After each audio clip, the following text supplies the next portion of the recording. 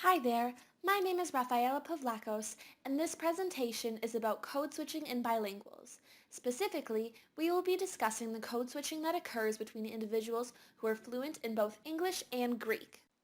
With this experiment, I'm trying to understand the reasons behind bilingual code switching. Bilinguals code switch for many reasons, some of them being that they don't have a translation for certain words, or they only learn some words in one language, not both.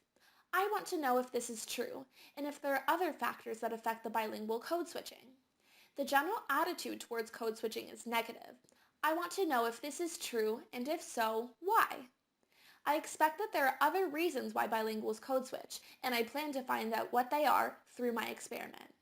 I expect that the attitude towards code switching will be negative among monolinguals, but positive among multilinguals and bilinguals.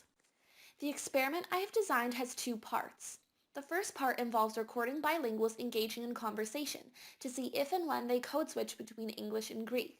The first three participants L1 is English. The last three L1 is Greek. However, all participants are fully fluent in both languages. The second part of my experiment involves surveying 20 individuals on their thoughts and experiences with code switching. I asked monolinguals, bilinguals, and multilinguals to complete my survey to increase the breadth of data I collected. While conducting my experiment, I found that participants whose L1 was English code switched because they didn't learn some words in both languages, or they wanted to conceal what they were trying to say if they were speaking in public or in front of monolinguals. I also noticed that participants whose L1 was Greek code switched because they wanted to emphasize a certain point, or there simply wasn't an English word for the Greek word they used. For individuals taking the survey, I found that the monolingual participants viewed code switching as rude because it excluded them from the conversation. Surprisingly, I found that bilinguals and multilinguals who completed my survey also had negative views towards code switching if it was in a language they didn't know for similar reasons, but had a positive attitude if it was in their language because they felt it showed intelligence. Here's an example of code switching between two individuals whose L1 is both English.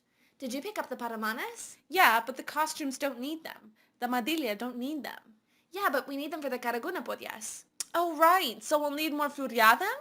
This translates to, did you pick up the safety pins? Yeah, but the costumes don't need them. The headpieces don't need them. Yeah, but we need them for the karaguna aprons. Oh, right. So we'll need more decorative coin jewelry then? Some reasons for code switching in this example are that some words were learned in Greek first, like the word for safety pins. Therefore, they naturally appear as Greek words in speech. Also, some words don't have an English translation. For example, the word Karaguna is a region in Greece, and therefore doesn't have a translatable English definition. Here's another example of code switching. Both participants L1 is Greek in this example. Besties, thank you, Gatatarama, and I gotta give it to you. Okay. Kalinita. This translates to, tell her thank you for the caviar and I will give it to you tomorrow. Okay. Good night. Code switching is used in this example to emphasize a point.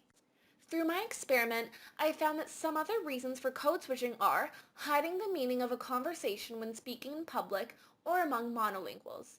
Also, code switching is used when there isn't a translation for a Greek word in English. For example, there is no Greek word for skating rink, so code switching would have to be used in conversation.